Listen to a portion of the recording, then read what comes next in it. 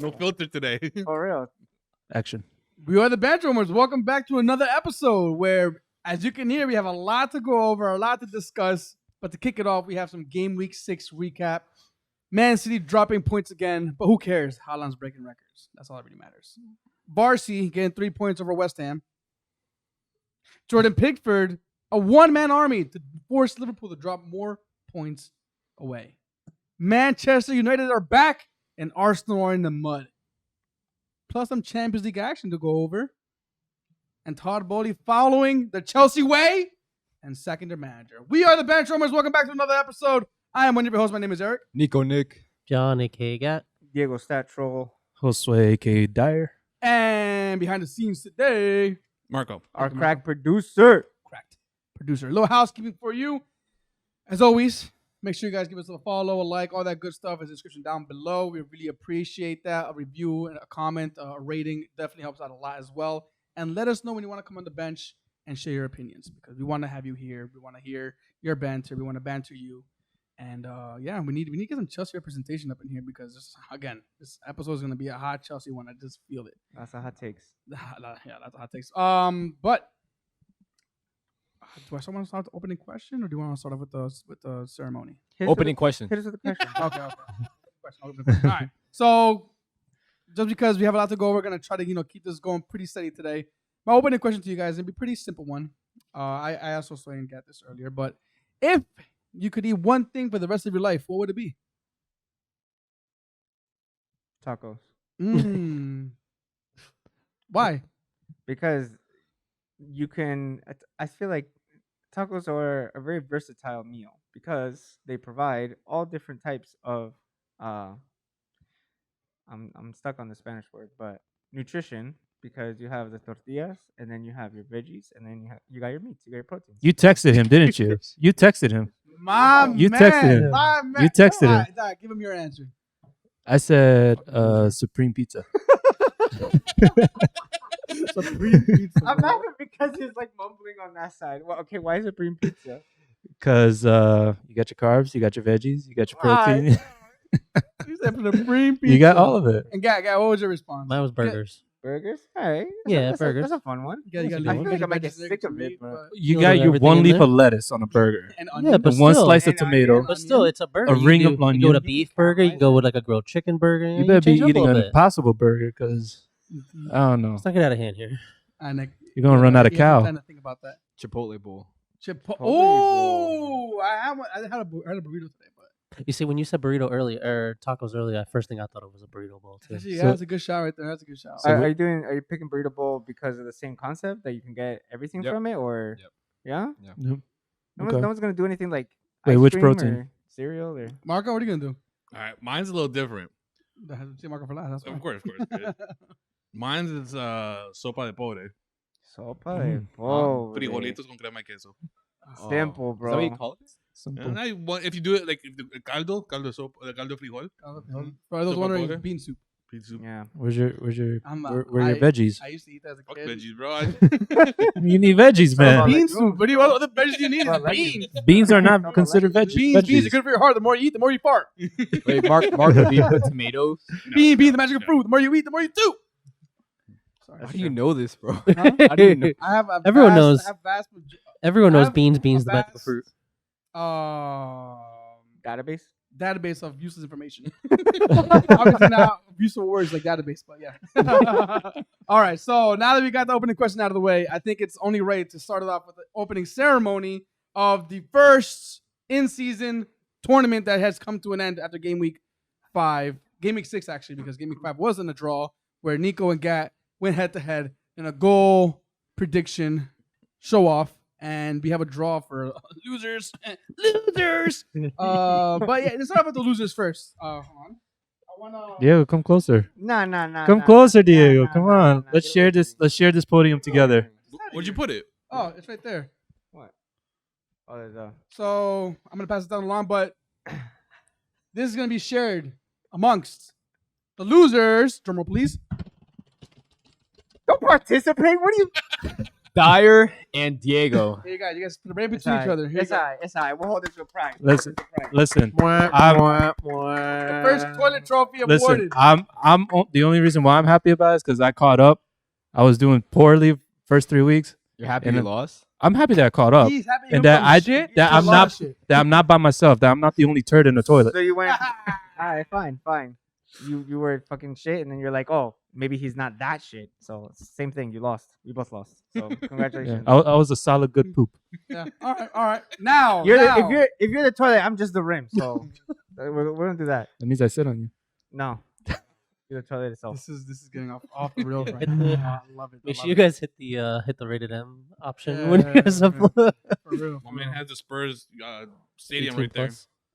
There you go. That was your plan all along. You just wanted to share in your own stadium. Put it right. Put in between the two, the Man United and the Spurs one. What? Right there. Perfect. Alright, fine. All right. Now we move on to what we've all been waiting for here, at least here on the bench, is the winner, which I mean, I was cheated out of this, but the winner. I'm gonna call you Klopp, bro. Oh, I don't want damn. excuses. You are. I know. I'm saying what happened. You didn't take my scoreline prediction right, and it's proof. But whatever. Let's move on to what's really important, which is obviously one of you guys winning and not me because you guys cheated me out. But Nick, so it was a goal line prediction, right? Whoever was closer for this game week. Correct. So What was the final count? yeah. So quick little myself and Gat, we tied on points. 11 points predictions between game week 1 and 5. Gat predicted 26 goals. I predicted 22 goals. And this Premier League game week of 6, 32 goals scored. So unfortunately, Woo, Gat! I lose. And Gat, my friend, you myself, you are a winner. Here you go, Gat. Gat, here you go. No, that's the wrong one. I thought we were all sharing. Gat came with a trophy over his shoulders for this episode, and For the Raymond, for the next Until- 5. And his next name one is was- John Cena. There you go. Damn, wear that with pride, good sir. Because there's no You like, hold it for the next 5. there's game an weeks. asterisk next to Or that. game weeks. unbearable, bro. Unbearable. Just know there's an asterisk next to that belt, by the way. Yeah. Just, Out of everybody that could have won it, why did it have to be That's Gat? that's like Yeah. Kobe trophy. But bubble. That's I'd what like I'm to thank. saying, I'd like to It's not, thank it's the not a real academy. chip. Virtual chip. It don't matter, it don't count. Yeah. Don't All right, count. we'll see. We'll see. Game week 10. Huh?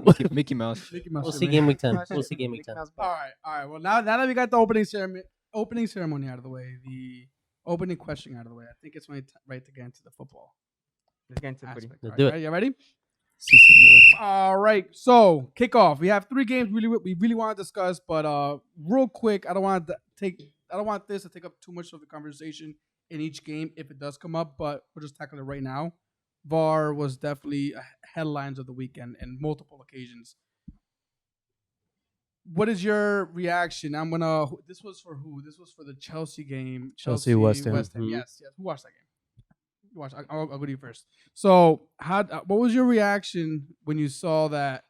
Apparently, the PGMOL came out and saying, "Yeah, that shouldn't have been called back. It should have been a goal." I think they're getting too used to that. I feel like they're using that excuse too much. And like, okay, it's the right thing to do, the correct thing to do, but it's afterwards. Like you should be doing the correct thing from the get. And like, man, I honestly, it's like, what did who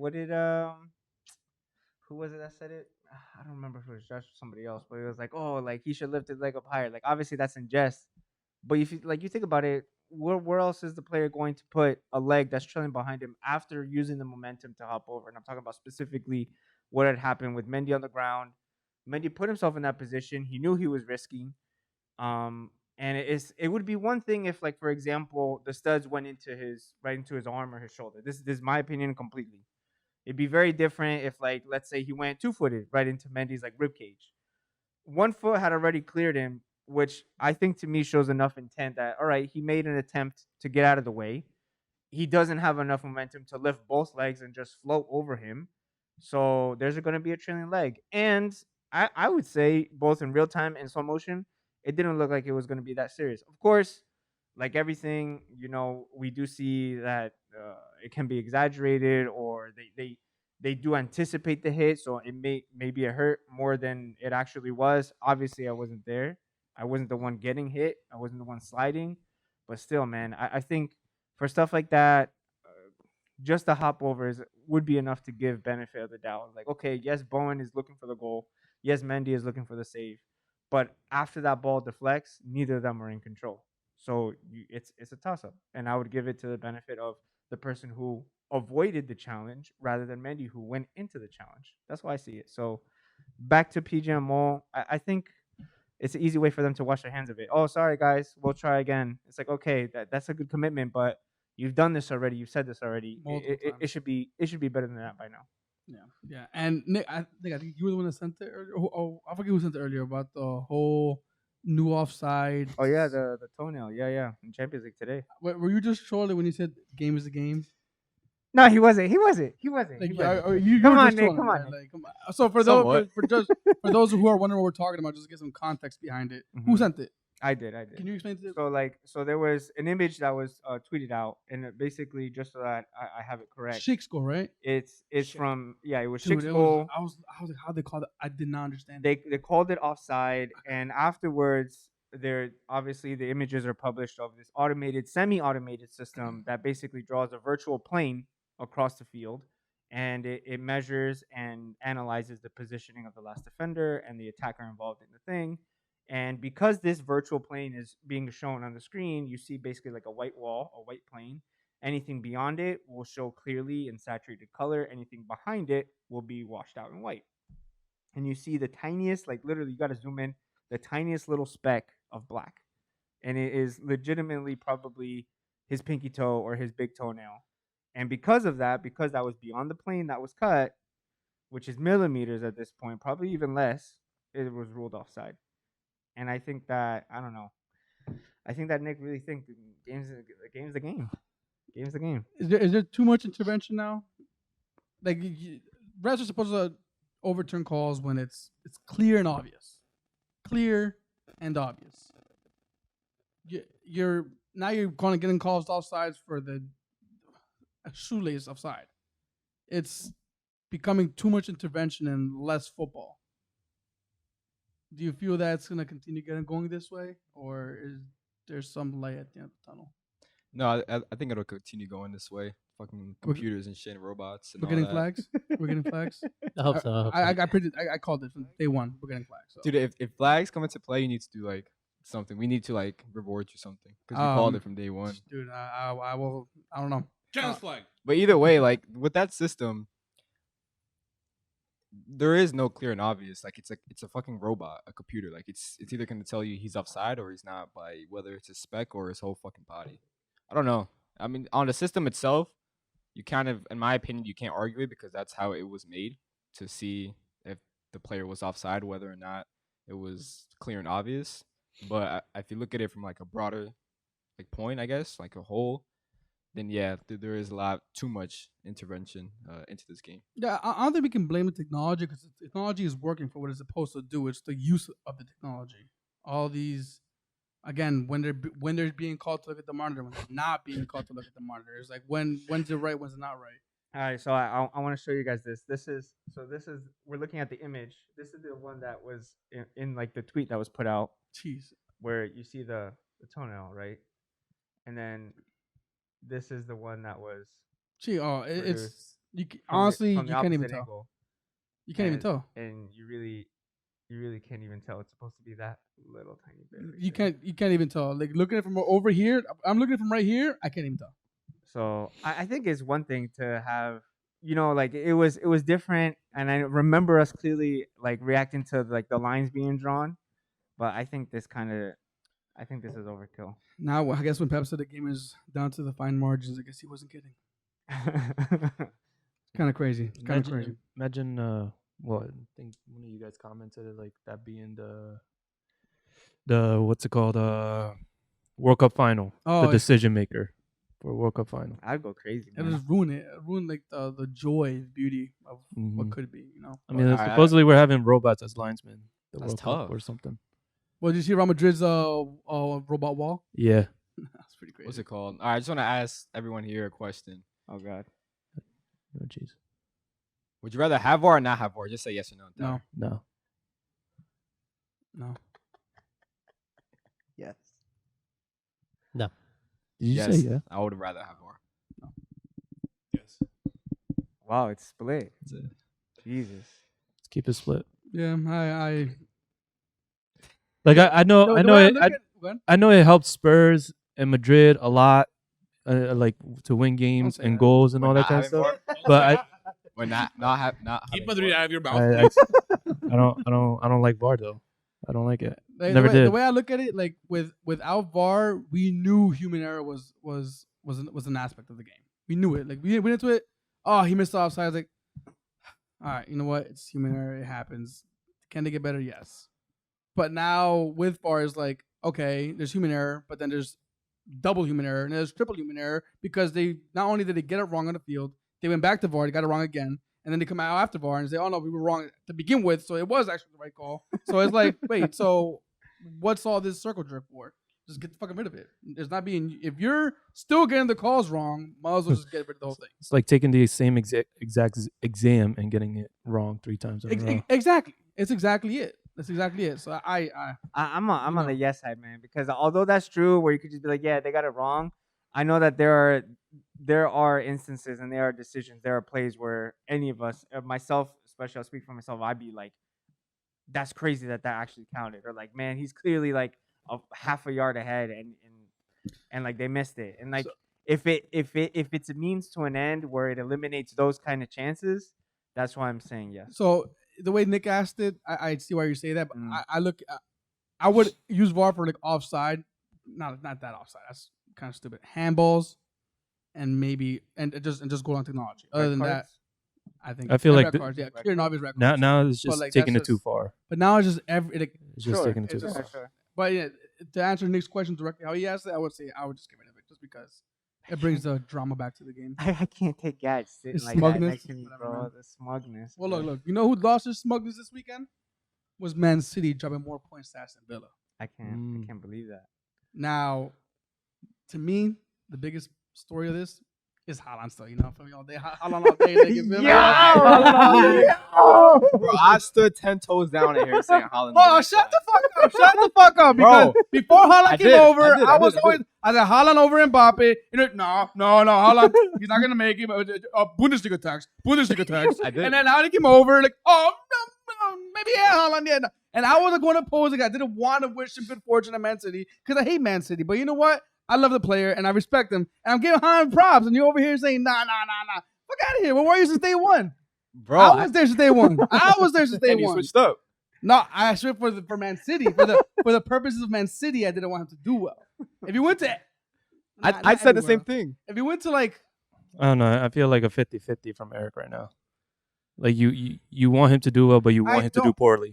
yes, because I don't want Man City to win Champions League because then that's like the one thing that they haven't gotten and then they get That's the one thing everything has about on City. Like Exactly. City fans can't chat because Exactly. they don't have Once that. they get that, We can't lose that. In the league, they're gonna win the league. He's probably. I think last week we all said that he's gonna break the fucking record. Yeah. I don't know, Dave, bro. Why you fucking disrespecting me like that, bro? Respect, bro. Respect. Bro, what the fuck? Bro, I was here. Everyone said Haaland would flop. Yeah. I was hoping for it, okay? I was hoping for it. I could have easily fallen into peer pressure. You know, the art of peer pressure. You Kendrick did. Lamar. Bundesliga tax. I didn't. If I fall into peer pressure, I would have said Haaland Okay, would flop. so I you was can here switch your standing mind. 10 So you can toes switch your down. mind, but I can't. He said 10 Nah, but toes. this is different, though. You left the game. You're not No, I loyal. left You're not and I came loyal. back. I came Nah, back. you can't come I back, came bro. You're back. not back. You I had a moment of relapse. bro, I had a moment of you relapse. can't get back in the I had a club, moment. bro.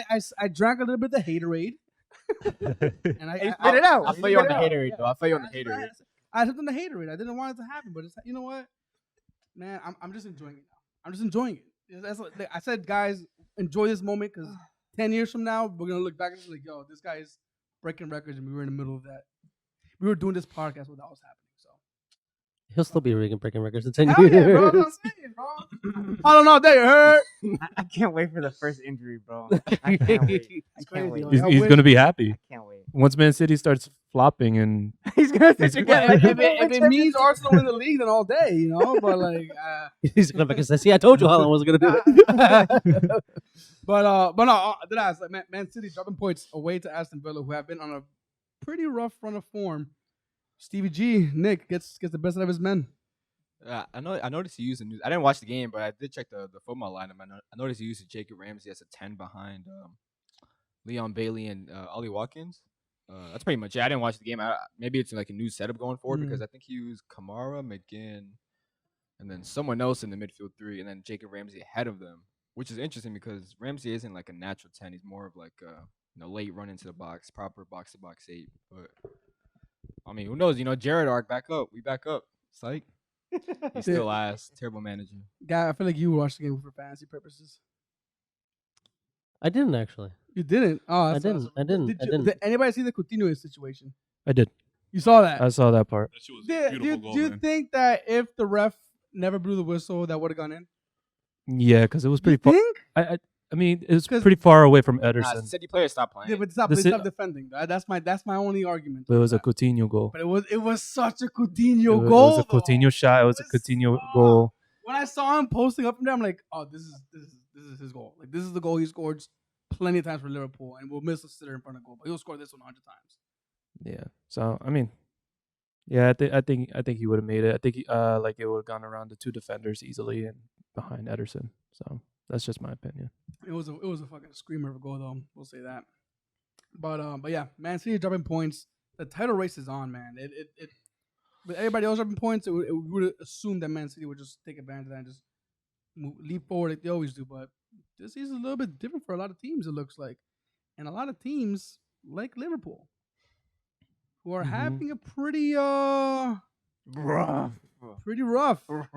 Nick, what's going on here? What is why are you this? celebrating right now? Dark Nick. Bro, because I'm glad this is happening to all the top Reds at this football club. I'm going. No, I'm thinking of right now what you said. Spider-Man when he got venom on him. Yeah, I'm not thinking about Nick right now. He went from red to black. All right, go ahead. I'm glad this is happening to all the top Reds who think no criticism should be thrown at the ownership or the manager or the players or the recruitment. I'm so glad this is happening to these fans because now they're jumping on the bandwagon to see, oh, there is problems at the club. Who would have thought? Who would have thought there's actually problems at the club? So I'm actually kind of glad this is happening to just to show all these top Reds, 50-year-old, 60-year-old top Reds who you have to enjoy it now. Yeah, 1 league title in 30 years. Definitely enjoyed it, man. Definitely enjoyed it. Eric, it kind of 2 sounds like major you like titles. last week, bro. Definitely enjoyed it. Kind of sounds like you from last week. You literally said the same thing. One trophy in 30 years. What are you celebrating about? You said something along those lines. I didn't say that specifically, so don't put those words in my mouth. You said something along those lines. It's something like that. Something You have to be very along careful those with that lines. because people are gonna be like, "What'd you say?" Joe, I didn't say that. 'Cause Nick, VAR, obviously, there's look, my score lines are obviously wrong, so you can get a lot of things wrong on here. But This is so crazy. wait, Yo, Venom Nick, right? yeah, now. for real, Nick. I kind of want to dissect this a little bit further. Do we save it now or is it for later for the other game? I mean, if he wants to get into it, we can just get it out the way. Let's talk about the game first. Yeah. Jordan Pickford, one-man army in this game. Holy shit, save after save. But somebody who hasn't been showing up at all has been Mohamed Salah. Who? Exactly. Yeah, it's a stupid new role he has. Fucking hugging touchline. He's doing up like he's. Why do you have your best goal scorer on your team hugging the touchline? Like, yes, he can create chances. I saw the stat he created 21 chances, but he's only created 1 big chance. He can create chances, and you saw them in the first half of last season. But it's obviously not his best role. His best role is getting inside as an inside forward and creating and making scoring goals. Finishing, yeah. Yeah, exactly. I don't know why. I don't understand why he's hugging touchline. I just like, for example, that whole like right half space dynamic with like Trent stuck in infield. His ball retention is very poor. Like if you actually look at Trent, he's almost like Bruno at right back. The guy treats the ball as a grenade sometimes. So if you're playing, Yo, hold on, this is crazy right now. Oh Like, my you're- god! they- Don't throw. Go ahead. if Go you have ahead. if you have Trent infield who gives the ball up a lot because he's trying to play a high risk, high reward game, he's gonna give the ball away a lot in the midfield, which turns into transition with Liverpool have been dealing very poorly with.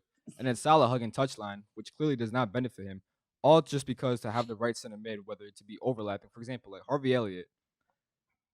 Salah's hugging touchline, right? Trent infield, Harvey Elliott comes to cut in on his left foot because he's very one-footed. When he tucks in, he's taking up Salah's position because Salah obviously is a lefty and he wants to cut in and make runs from out to in. So he's basically just covering up Salah's position. So that whole like dynamic on like the reason why they switched to it is because Liverpool in the past would struggle creating versus deep blocks. I truly believe that Liverpool do not have struggles creating against deep blocks nowadays. But at one point, like I'd rather much have you struggle to create a deep blocks against deep blocks than having to be transitionally cut open every single fucking game. So that's just the way I look at it. So yeah. I never thought I'd see I the know. day Yeah. where Nick is throwing crits, like critical hits at Trent of all people. Yeah. Trent. But I'll just chime in on seeing Salah. Not obviously, like here's the thing: it's not a decline. It's not a Salah decline. I don't think. I think it's more of like it's an accelerated, basically. He's being neutralized with being deployed in this specific, because I'm sure that if let's say next week he goes, you know what, I messed up, forget all that touchdown bullshit, do what you were doing, cut on your left, start cutting them in, banging them in. I'm sure he can get to that.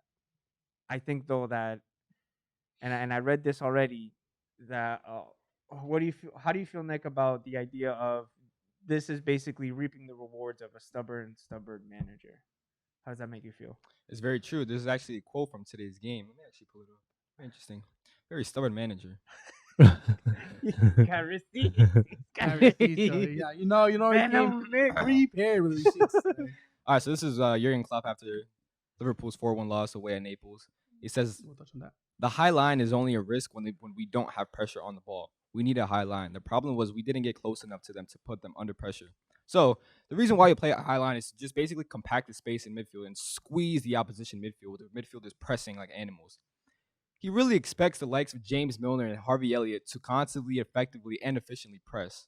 That's just a sign of him being stubborn and him not changing to the environment and adapting accordingly. That's just him saying that I'm just gonna stick by my way, regardless of personnel. Like, for example, Salah's hugging touchline. Can you imagine one day Harvey Elliott's hugging touchline, who is not fast, who is not quick, who is much more comfortable inside? Like, it's the same thing. Like, he just, regardless of the personnel, he will stick by his philosophy, not philosophy, by his tactics or whatnot, regardless of the personnel. So, you mentioned on the stubborn manager, it's not even on the pitch. Like, his stubbornness to just phase out players who need to be phased out and then bring in players who should be brought in. So, very stubborn manager. And I think you're seeing the best of his stubbornness right now. So that leaves Liverpool 6 points behind league leaders Arsenal. Liverpool have been so poor this season, and they're 5 points behind City. Isn't that kind of why say City? Because Arsenal aren't winning the league. Oh, who's in first place right now? Arsenal. So put respect there. God. Oh my god. It's not anything dramatic I'm asking for. Okay, if All right, so I'm sorry. If tomorrow's the end of the league, I'm only 5 points behind Man City. Who gives a fuck? You're not in first place. If you're not first, you're last. If you're not first, you're last. Exactly. Thank you, Marco. If you're not first, you're last. So why are you worried about? Well, then Man City are in second too, so they're last. So you're telling me Arsenal win the league? No, I'm saying, but why are you worried about Man City? Because they're most likely to win the league. They're the defending Are champs. they not the most likely to win No, the league? yeah, but like, put some respect. We're ahead of them. Okay. Like, yeah, you see, lack of respect. And I'm happy this is happening to you right now. I'm so happy that karma is coming around and giving you a good kick in the ass for all of us footballing fans, because Liverpool fans were unbearable, and I'll be unbearable too. On the Everton game, real quick, like Yeah, man. His Klopp's in-game management is just so odd this season. Like, for example, he brought in Firmino at halftime to switch to a 4-2-3-1, where Firmino was a 10 behind Darwin Nunez. It actually worked a tad bit. And then a couple minutes later, he changed the whole system that was actually, like, fluctuating, like, really well. And he subbed off Costa Simicas for Andy Robertson and subbed James Milner, who has been dribbled past the most this season per 90.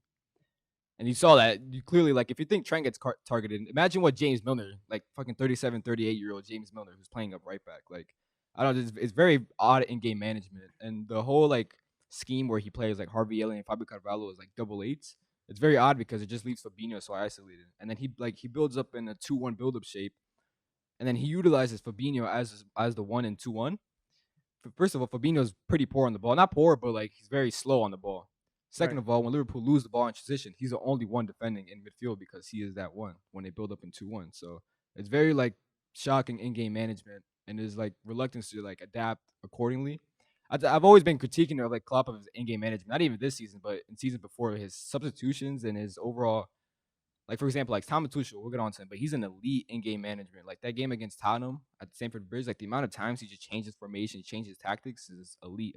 So, And they lost yesterday too. But yeah, so I think this There's is also just a good reminder that we love this league for a reason. Literally anything can happen, but derbies specifically, just I don't know. There's just a different aura around these particular derbies, which you Yeah, definitely man, don't know Everton really what's going to came happen. I mean, an play, bro. Everton team that just I can't believe Dude, that. not That looking good, Alex, and then the to Alex Iwobi Renaissance, Anthony Jeez. Gordon, Pickford to have the game he Maupai had. I mean, it missed was hitters. like, all you have to do Patterson, to Nathan Patterson defending for his life. all you have to do to like actually have a very good chance up against Liverpool is just play physically dominant midfielders, and that's what Everton did. And Amadou Onana, who's 6'5", an absolutely Yo. towering midfielder. All you have to do nowadays, because Liverpool in the past would have physically top midfielders in prime Jordan Henderson and Gini Wijnaldum. Now they have Harvey Elliott and James Milner and a wise Jordan Henderson, trying to Not balanced.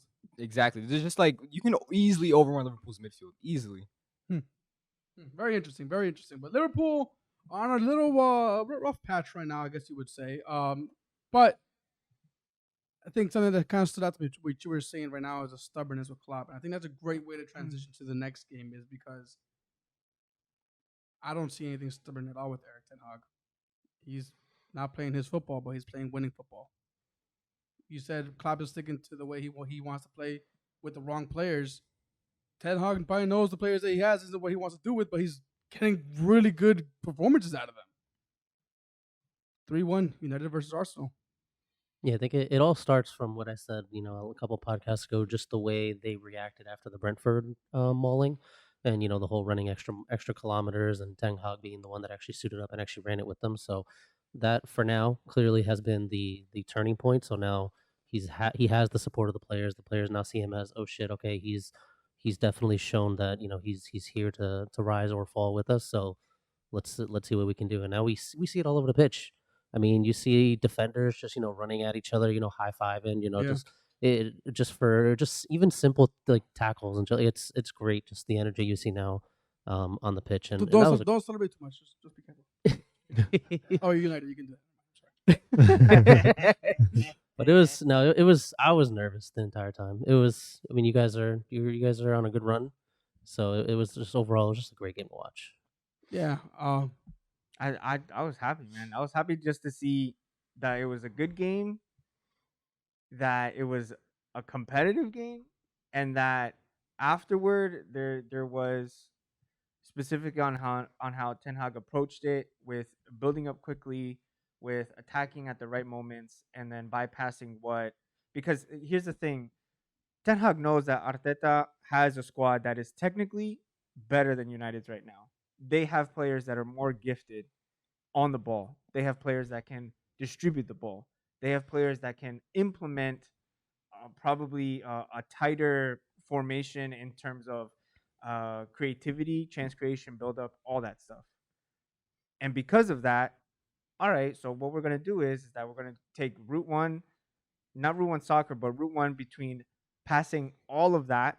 And you saw that with the 2 goals, getting the ball off of a mistake, building up, but then it went directly to Ericsson, who picked out Bruno, and then he sent in whoever was running, boom. And Bruno spoke about it, and he was like, listen, if I mess up 10, 20, 15 balls, I don't remember the exact quote, don't worry about that. Rashford, just focus on the one that I get to you, because you're going to have to do the rest of the job. And he had that good through ball right through the defenders, and then getting them caught off. The same thing, Ericsson, Bruno to Ericsson, bypass that line, and it was just Ericsson and Rashford by themselves. I think that was probably the more exciting part in terms of how Ten Hag is implementing this. And then he's continuing. This is another thing, and I'm going to play devil's advocate. He had the ball sack on the left side. He had the left nut to drop Maguire, and then he put the right nut right next to it to drop Ronaldo. And now he's putting Ronaldo to start doing things that he didn't do before. As far as like, I don't expect anyone else to have picked up on it, but at least from what I saw, the game prior and then this game, he was starting to press in areas that he could, because obviously he's not going to be running huge distances, but he had dragged out a player for one of the goals, he opened up that space and that left Christian Eriksen alone in the midfield, and he wouldn't typically do that. And there were other times too where he's not perfect, and he's obviously still going to be thinking of himself and a bit selfish, but he was in position and he was starting to spray balls across the goal, waiting for someone to run onto it or to get on the end of even if it was like a high or a low cross, whatever. I think that to me obviously is just 2 games that I've seen that happen, but that to me is like, okay, maybe he has this one monster in check with benching Maguire. Clearly, I think now there's a different set of defenders that are going to do other games, and at least in the league, he has a backline that's established. For Ronaldo's sake, maybe he can get the best out of him, because obviously that was a big issue that Ole couldn't take care of, Ole couldn't handle, Ragnar couldn't handle, and if he can do that, I think it just to me it looks good. And like it gave me a bit of respite to be like, all right, maybe there's a way to solve this. That doesn't mean that United have to get plastered by Brighton and Brentford or in those games. But amen. I mean, overall, great game. You say competitive. Anthony looked competitive as can be. He looked like he just slaughtered. He it looked to that. scary. He looks, yeah, he looks like, yeah. I He don't know. looks even on Did you simple. say you don't It wanna was walk- Nick that if Anthony was walking on the same sidewalk as him, True, Nick bro. would cross the He's like street. an uglier version of Bruno, which Like, is there already was- hard to be. So Like there was one where like I think Anthony he just simply he defended and the ball Oh. just got out of play. And then they zoomed in on him, and he gave such this mean ass look Yeah. just for a simple. that's fine. It was Yeah. like, You yo, want that. You want that in that's- your players, to be honest with you. it's But no, awesome. he looked good. I'm kind of nervous to see how he's going to perform. But on the Arsenal standpoint, I'm actually not mad how he played at all. I think we played the better game overall. Just not we didn't take advantage of our chances. Pretty much. There was a few opportunities where we could have scored. We didn't. Goal And- disallowed. Yeah, I mean, again, that was VAR, but that's a whole other discussion that we went into. But we were at the races the entire game. We held the ball. I think we had like 60% possession or something like that. We were in the half the entire time. Like it wasn't like I feel the scoreline Does not reflect how we field. played, but Yeah. that's not football. That's not how it is. You have to score at the end of the day. The scoreline is the scoreline. That's going to get you the result. So the 3-1 hurts to look at, but I'm not disappointed to how we played. Now, where are the faults? I definitely see the faults in not having the experience in the midfield. Sambi, I think he had a pretty overall good game. Correct. But you saw, I think it was the first goal, he was pulled out of position completely. He was up on the left side, and then the ball went right down the middle. But I find it hard to criticize a lot of bad things because I want to, because it's 3-1. I want to get the fucking win. And I was telling you, I don't think you're going to give us the win at Old Trafford. I highly doubt that. I was hoping for a draw. I'm just not mad at how he played. I'm really not. Jesus was giving Varane and Martinez a run for the money the entire night. Martinelli and Saka were doing their jobs. It's the counterattacks were lethal, and I think they were, for until those 3 goals, yeah, 2 shots on target, 2 shots for goals. That's what you want from a. That's what United had that Arsenal didn't have, was the execution, the preciseness to get it into the net, the final third, or to actually shoot the ball. Because there was moments where we were just like, shoot the fucking ball, stop dribbling, stop, But it's a hard one to swallow, because on such a good run, to end it the way it did after putting the performance we put in is like, we could have gotten more out of it. But I'm not upset. Like, I'm not putting the alarm bells. When I win the league, Nick, I'm not saying that. But it's a performance that I think if we can carry this into other games, we will win more of them than we will lose. If we play like this against majority of our opponents, we will win most of them. We just got to put our chances away. Yeah. And got to defend better. That's Because it. even when we were 3-1 down, we were still fighting for it. We were still pressing, yeah. And which in the past we would have never done. So to me, I mean that itself right there, It's Old Trafford, it's a man. small win. Once you guys get a goal, it just sounds insane in there. Like Which the record still alive, leading alive. at halftime, undefeated. I think 306 matches, something like that, if I'm Yeah. not mistaken. Yeah, but I was worried because I think at one point one of the commentators did say that every time that Arsenal concede within like 8 to 10 minutes, they went right back and they got the goal back. So as soon as they said that, coincidentally, you guys were playing We're really playing well, better, and I was playing I Yeah. was a little nervous in that point, but no, it was a great match. Yeah, man. I mean, the How do goals, you man. how do you feel? All right, so how do you feel in terms of facing other opponents that are within that top 6 bracket? I feel confident. The way we went against City last season, yeah, it was only 45 minutes, and that's all we. Oh, 45 minutes. What are you talking about? Granted, we got a red card, and then once that red card came out, the whole game Who changed. got that red? Party, right? Gabriel. No, Gabriel. Remember from the midfield. On Jesus. Oh, okay. On Jesus. That's funny. So that one, and then the other time where it literally came down to the wire against Man City. Liverpool, we had a decent game against you guys a couple times. I'm not worried. Arteta has been in the top 6. I'm not worried about how Arteta lines up or how he approaches the games. I'm committed to I he has proved me wrong multiple times. I'm just more worried about the players burning out too soon because you're so young. Like Martinelli, I still think he has a next level in him. I think he's gonna be supernova. To me, he's the guy. He's our guy. Saka, him too, but I have Martinelli. I'm a fanboy about this kid.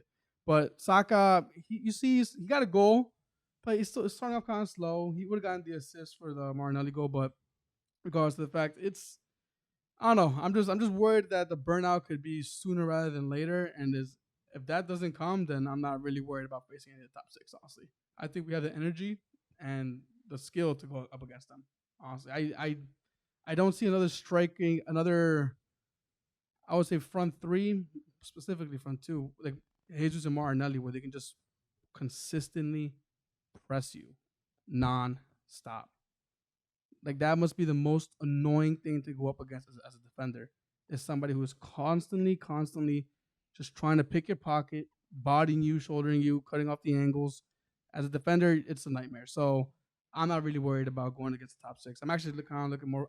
This season, I'm more looking forward to it because I think we can actually get a couple of results that may surprise people this year. The reason why I ask is because you guys, well, it's in a month's time, obviously after the international break, so things may change, or at least like the flow or the momentum. But you have Spurs and Liverpool back to back, and at least from what I've been reading, there's like a camp of people that like think, okay, they've dispatched teams that, let's say last season you probably wouldn't get the result against. So then, how do you feel in terms of confidence against going against opposition that's going to be, I would say, with respect to the other teams, probably a more difficult challenge. So see, I find that question not saying that you asking is annoying, but just kind of like annoying in general because we beat Spurs last year, we beat United last year, we beat Chelsea last year. What's the difference between this year? hey, man, and I get why you're asking it. I completely get it, but that's the whole. Remember, I was telling you on Sunday. The context is like when it's Arsenal, it's like I think it's banter. I It's think always I banter. think I asked him like this is your first real competition, and then he just flat out I hate when people say that. I hate when people say that. Because you can say that about anybody. You can say about Yeah, you anything. can. Look at every other team in the league. Everybody's dropped points Mhm. to a team they should have beaten. So to say, "Oh, it's your real test," like it's an insult. And I'm not saying that's the way we're approaching it. But listen, what we're doing now, we did it last season. We're just probably gonna do it more consistently this season. More consistently and more with confidence. Exactly. And the ones that we lost last season wasn't to the big 6 that we lost away to Spurs. It was away to Spurs. You guys should win that game. Yeah. We lost against teams that we should have beaten, that we're beating this year. That's like what got us the out. Everton game. Like the Everton game, the Crystal Palace game, the Brighton game. Mhm. Those kind of games that we should have won that we didn't. That this year, I feel a lot more confident going into. The top 6 games, yeah, I would say last year we probably would be the ones that would sit back more and get a counterattack. This year, I would expect to see us more kind of pressing and implementing our football. Like we're going to counter press you guys, not the other way around. So I would expect to see more of that, yeah. But just as far as going up against top 6, I'm more excited than I was last year because we got results last year. And I think we're going to get more results this year. So that's what I would say on the Arsenal front. I'll take that. Marco, anything on the Arsenal front? No, you got it all. Got it Yeah. all? You good? All right. Arsenal unbeaten run comes to Hey, man, football heritage. Football football heritage. heritage. But football does not stop there. Let me give you guys a quick rundown on the other results across the league. Brighton beating Leicester 5-2. What a That was a good game shambolic for Brighton. Leicester. That was just they were fighting amongst each other. Ward and Ndidi were like fucking each other off at one point because of a mistake that Ward made in pass. It was hilarious to watch just Leicester crumble. My one comment on that is like you get the little seconds of Ndidi getting on Ward's face, like, "Oh, what are you doing?" Like, and then he's the one that causes the freaking penalty afterwards. Like, it's like that's probably one of the worst feelings. It's like because you're berating someone, and then as soon as you make that mistake, they're looking right at you. So I wonder how Ndidi felt. That's like similar to like goalkeepers shouting at the defense for doing their job. Like, why are Yeah. you shouting at your defense? It's your job to like fucking save shots. You know what I mean? I hate that shit. I really enjoyed Trossard's skill to win the penalty. That was pretty good. Yeah. That was really good. Brentford, Ivan Phoney. I haven't only heard that podcast. 5-2 to Leeds. Jesse Marsh got sent off for nagging like an American would. Hey, what'd he do? He was a Karen to the ref. Yeah. Typical American. Typical American. I'll say this result at the end. Newcastle versus Crystal Palace, 0-0. Nottingham Forest 2, Bournemouth 3. Spurs 2, Fulham 1. Mitrovic, baby. Mitrovic. He's being consistent, Come on, scoring come every on. single Can game. I get my flowers now? Yeah. Yeah, you go for it. You'll Go for it, get go for it. him. You'll get him. You'll get him. You'll get him soon. Don't worry. Just wait. Purple Just wait. patch. Not Purple moved. Purple patch. Wait, I don't know if we had this conversation, but if he were to go to not a bigger team, but like a team that would be more suited, that could use his services. I'm just throwing out there Chelsea. Take away Aubameyang. Do you think he could actually do some work for them? I think he could do. Mitrovic at Chelsea would be funny, bro. I think he would. I mean, I don't see why not. I think he Wow, would bro. because I know. He's I mean, flop? Nah, I think he would, bro. I think he would. And I think he would. I think the way that okay, obviously I'm jumping the gun here, but I think the way that they played under Tommy T, especially with like wingback play and chance creation, obviously from crosses just being smashed in. Wasn't it at one point James at some point in last season? I remember just off the top of my head, it was like he had an insane number of crosses one match and he like broke a record. I don't know what the hell, but like to have that big presence, I think it as a comparison, you have Jesus, who is a mobile striker, but then he also does not command as much attention as a big guy would because like literally the only factor is like holy shit, there's this huge dude. The same idea that you would say in the midfield with Onana, I think Mitrovic would be able to probably emulate up front for Chelsea and get his big fat Serbian head on the end of those crosses. and bro. not to jump the gun a little bit, but even when you just look at Mitrovic's heat maps over these first 7 games, like the majority of his time is just spent being a nuisance inside the box. Yeah.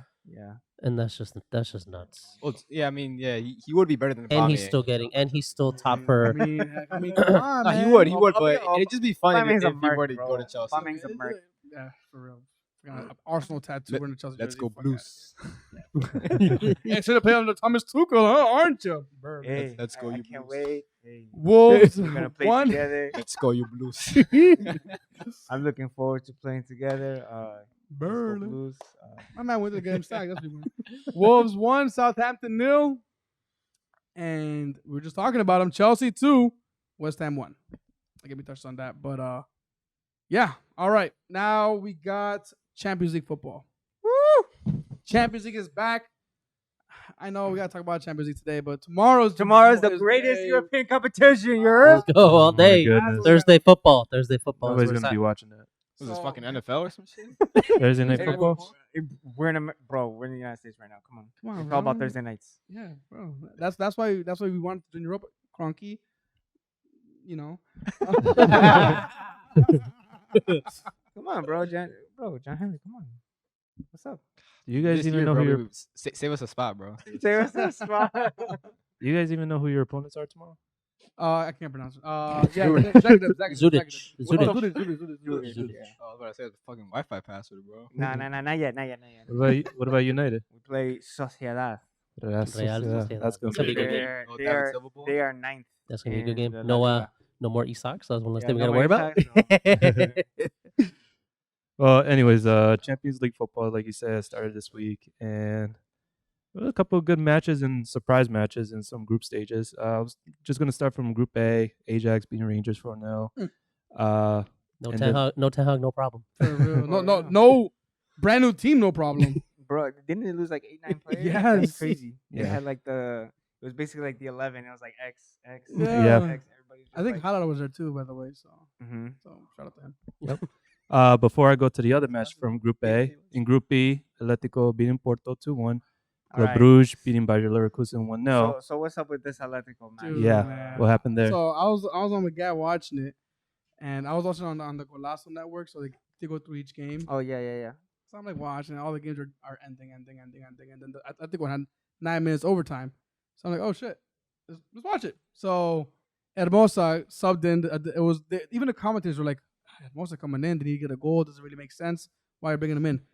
Comes in, the nice dribble, shoots it, a deflection, goes into the goal. Oh, that's why you bring him in. 3 minutes later, handball. He calls it penalty. And tied it up. I'm like, oh yes. And as the game's, I'm like, the game's over, man. Like, there's no way. Griezmann, literally in the dying seconds, puts it away.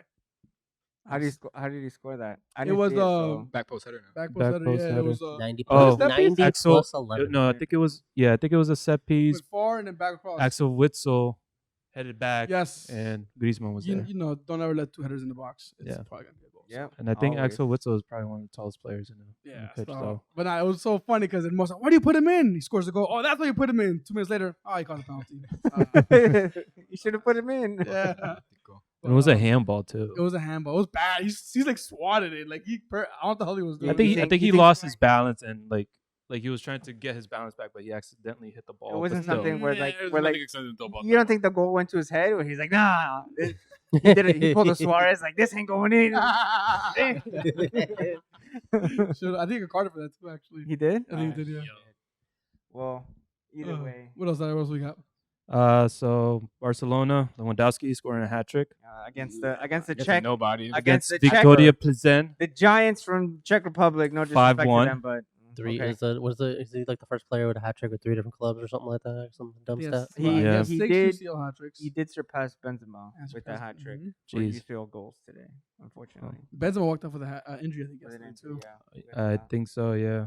Bayern Munich beating Inter 2-0. Oh, dude, golazo. I didn't get to see that Oh, game. Leo signed his first goal. No, the second one, but the interplay with him and Oh, Coleman. like Kingsley Coman, yeah. Oh Yeah. my God! It was kind of like the Arsenal one with With Giroud and Jack Wilshere and Giroud, Yeah, like that yeah. went back and forth. It Against was Norwich. literally 1, 2, 3, 4, 5 goal.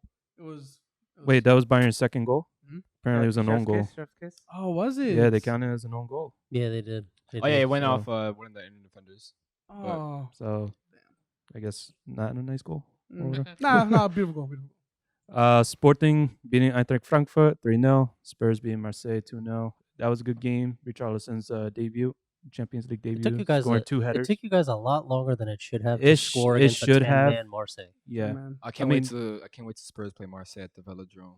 That's Well, gonna we'll be a see how that fun happens. Marseille Ultras. But I just want to go back to Group A, the match between Napoli and Liverpool. What happened there? I think that's what I forgot to text you, but we're all wearing black for the death of what was Liverpool's era. Mhm. I have to accept. I got black spots. Nick, explain to us. What a fucking game. What the hell happened, man? Listen, I did not get to watch the game, but I was following it both on Twitter and obviously the play-by-play, and like the clips that were coming out of this match are incredible. Incredible. It's funny because we were playing Call of Duty and the guy's like, "Go!" I'm like, "Haha, yeah, okay." No, for real. I'm like, "Wait, what's the score?" 1-0. I'm like, "Oh no, he's like 2-0." I'm like, "Wait, 2-0? He scored a goal already?" He's like, "Yeah, 1-0 like a few minutes ago." I'm like, "Wait, what the fuck is going on?" I'm like trying to get to the game. My brother's watching, Nick's watching it, so I can't get onto the stream. Yo, these, Hey, it's only 3 devices up here. Yeah, so I'm like, these I had the freeloaders, entry bro. game on my laptop too. I'm like trying to get on. I'm like trying to watch the game, and then go. Oh, another goal. I'm like, what the fuck is going on? I'm like freaking out. I wanted to No watch way. it so bad. Well, it's a combination of having incompetent off the ball midfielders in front of the highest line in Europe. A lot of people were saying that actually that they were just getting overrun and compounding the fact that you don't have adequate cover in front of you, then defenders get out of position, and that obviously affects who's behind them. And then once the defenders get out of position, they just sit there and just watch the ball go by. Bro, I couldn't believe that, bro. The freaking the clip for Zambo I and didn't see him, Gisa. bro. I didn't see him. It was great. had- The one that I told you was a beautiful. Oh, it was a beautiful yes. setup. I Was it forget. 1-2? It was Napoli's, I think, third goal. Maybe it was a beautiful 1-2 between the two Napoli players, and I didn't realize it until I saw the clip later. But fucking Trent is in no man's land. Yeah, He I was don't know pulled. what Bro, He was just- pulled. He's the right back. Dude was pulled inside. He was like chilling. he was let it play. acting. Just watch it like 2 or 3 times. He was acting like a center back, and he just He's stood there. 66. He just stood there, His and he controller just died. watched. His controller died. He I don't know what he he's- shows up and then he just stands there. I need to see this. That's why I said I'm not. Dude, like, but honestly, like I'm like kind of for a club team to see Trent just standing there. I'm more surprised at that. And not even on the right flank where he should be. Dude was inside playing center back. He Yes. just. I saw people on Twitter saying it's because of his ego. Like it can't be because of his ego because he lost 2 major titles last season. One of them being him partly at fault with Vinicius' goal. Like you can't there's no way it's his ego because he lost. Like if Liverpool were to win the quadruple last season, it could be like, all right, yeah, I'm like big guy, like I'm not gonna try. But I don't think it's physically. It's definitely burnout. I mean, he's been Klopp's main man. I want to say main man, but one of the main Starting men right for back. Probably 3, 4 years, 4 or 5 years now. Yeah, no, it could it probably does have a factor of burnout, but I think it's more Mental. mentally. It's not like he's being done 1v1. Like I think for that goal, Vicha got past him, but it's more of just he just switches off for some reason. Like there's countless examples where his defending, not in terms of just 1v1, it's just more of just him switching off. It's not where he does some bizarre challenge, just throws 2-foot someone. It's just him just switching off. I really don't know what it is. And the fact that for example, as good as Harvey Elliott is on the ball, off the ball, I wouldn't say he's tragic, but he's definitely not defensively astute as someone. So for example, and Trent pushes up, you expect Harvey Elliott to cover Trent? There's just no way. Obviously, in a system, you put out a system to negate most of your players' weaknesses. You know So who for would? Huh? You know who would? What? Henderson. What? Cover for Trent. Oh yeah, Henderson used to do that, but Klopp changed his role. Henderson was world class at doing that. Liverpool's pragmatic midfield in 18, 19, 19, 20, where the left center mid and right center mid's sole job was to just cover in whenever the fullback would push up. It was the most simple job, not simple job, obviously, because they're elite at doing it. But if you go back 2 years ago, you would never see Liverpool concede transitions. They would concede such low XG chances. Nowadays, you just see Liverpool get carved open because there's just no one covering that right side. Thiago could do it perfectly. When Thiago came on, he won a ridiculous amount of duels. But yeah, man. And there's a lot of credit to Napoli here too because they sliced open Liverpool left and right, but they fought that high line so well. They were just getting in behind them so easily, and the timing of all their passes and their runs were just really good today. Well, go ahead. I didn't see the game. Was it more Liverpool not pressing well, or Napoli were just sitting back, taking their chances to counter and just getting? No, just Napoli putting them completely open? ran the game. Well, Really? I don't know. In my opinion, every time Liverpool drop points, it's literally so predictable. They play this stupid ass high line with incompetent midfielders, as I said, off the ball. For example, against United, it's so simple. All you have to do is just give it to Bruno. He launches it up to Marcus Rashford and just threw 1v1. The same thing happened here with Victor Osimhen, literally in between 1 minute. So it's so predictable when Liverpool drop points. It's just that high line. And even the commentators mentioned it. Every single game I watch, the Liverpool conceded. Oh, it's that high line. Obviously, it's a fucking high line. I get it, bro. God damn. It's the most obvious thing in the From world. that minute, and Nick watched it on mute. So But it's just I think that was more Liverpool's doing. It's just so predictable. Liverpool just play shit. Just high line, ball over the top to Victor Osimhen. So obviously, or Vicha, one of their fastest wingers. Any team, expect any team to go up against Liverpool, they'll just try to break the high line. I'd much rather have the issue of breaking down a low block than having to know that you're gonna get carved open by a fucking through ball by Bruno Fernandes onto Marcus Rashford every game. I don't know. It's just it's so predictable. Well, when did that Milner thing happen in the What? box? Oh, so I think it was ball literally between 1 minute, ball It was into the left. 4th minute, I think, was Yeah, when it was when and it he got- cuts it back onto the edge of the box, and I think Zielinski shoots it or Anguissa, and then he just he's like this, and he just goes like that. It was very clear handball. What Van Dijk also had a penalty. Yeah, Van Dijk, yeah, he got a that was yellow, save. but the penalty was saved. Van Dijk though. Man, also looking kind of like Yeah. not a shadow of himself, but No, he's a shadow. like a of 5 o'clock himself. shadow maybe. He's a Yeah, I shadow of think 5 himself. o'clock shadow is adequate because I don't think it's necessarily that Van Dijk magically just turned to shit Exactly. because I just feel like he's being exposed a lot more, or how do I put it? His shortcomings are being magnified because of all the fires that are happening on within the rest of the squad. Yeah. So Great point. In 1819, like when Liverpool had pragmatic midfielders in front of them, every time Liverpool would be covered by 4 people in the back, so it would negate Van Dijk having to go here, and go here. That's why that season, that's arguably one of the greatest center back peaks of all time because he had players here, he had players to his left, he had players to the right. So it's very simple to see that he's just being left. Well, I'm not saying like he's not playing poor. He started the season very poorly, but that's one of the reasons why he was impeccable and like literally invincible that season because he had Wijnaldum or Henderson to his left, and then another 2 center backs next to him. So 4-1, bros. Well, And well, Liverpool, man, it's crazy to see. is I mean, Tuchel replacing I don't know. Klopp? Oh, I mean, he replaced. Wait, Klopp- is it? It's Chelsea. Let's get to Chelsea. Okay. All All right, right.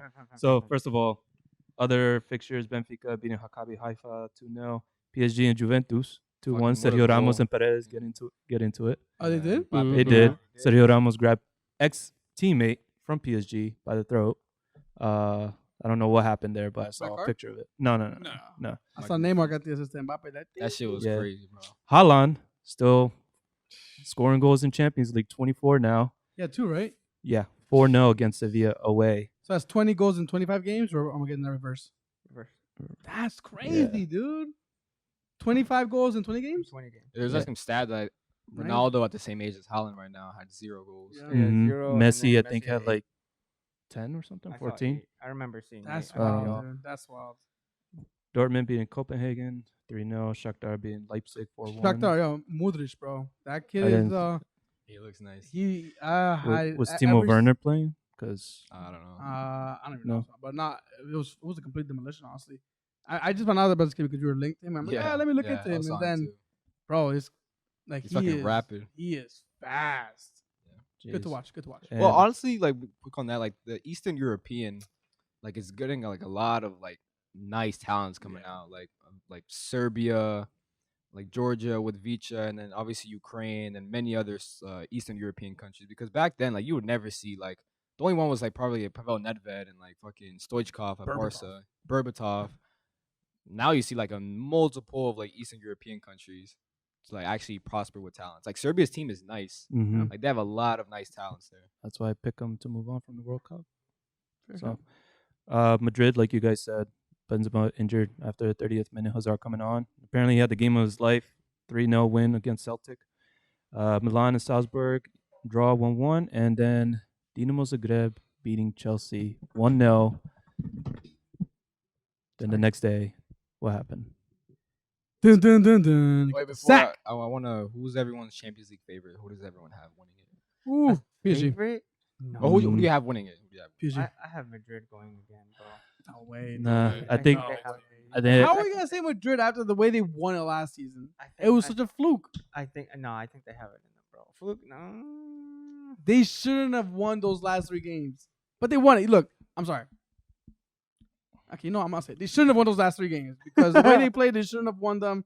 But yeah, they had the heart in the fight. But dude, I think they can emulate that. I Really? don't think that's something that's tangible. It's not like they lost a player. I feel like, and Yeah. especially if you have a player like Hazard pulling his own damn weight for once, I think that they have the tools to be able to do that again. What do you mean you didn't lose a player? Didn't you just lose Casemiro? Well, I'm saying And like that, as which far is as one of the Isco. as the far biggest. as no, Too many Isco, players. I don't think He I don't doesn't think many though. He He doesn't had a count. great game. Apparently. Oh no, don't I get me don't- wrong. The replacement is phenomenal. that's what I'm saying. They didn't. But they didn't you lose have the there- position. there's experience behind Casemiro versus Tchouaméni that he does not have. He will eventually get it, but I think they got it, bro. I think they got it. he will have it. It's just that with Casemiro, it was a big deal in that squad. I think Do you, they do you got think Casemiro was? I mean, I don't know. it. He was being benched already? Yeah, he do wasn't you, playing. like, do you, so. so I guess it's a 2-part question, but do you think that Casemiro was on his way down when he left Real Madrid? Do you think again, Casemiro who's sort of over the hill already, or are you still on top, sort of on top of the hill? No, for for Madrid standards, he was finished because he wasn't starting. Period. He's on the bench, and clearly that is part of the transition that Madrid does very well. All right, we're not gonna keep on these players, 37 Milner, and we're gonna put in the youngin to start playing right now while these motherfuckers still here, so he could be like, hey, listen, don't do that shit. Or guess what? The dark horse, you just gotta yank it a little bit, like grab that jersey. I mean, yes, don't get me wrong. He was on the bench, not all the time. He would start a game and maybe hop on the second half on another one. It's not like we have shitload of games either. But yes, what Ancelotti is doing this season is he's rotating that midfield a lot because they're all older. So he wants to utilize these new players with the old ones so they can get their experience under their belt before they all leave. But Casemiro wasn't gonna be replaced this season or the next season from this kid. Now that he's no longer there, then he has to jump in and do the job. But Casemiro wasn't gonna be replaced.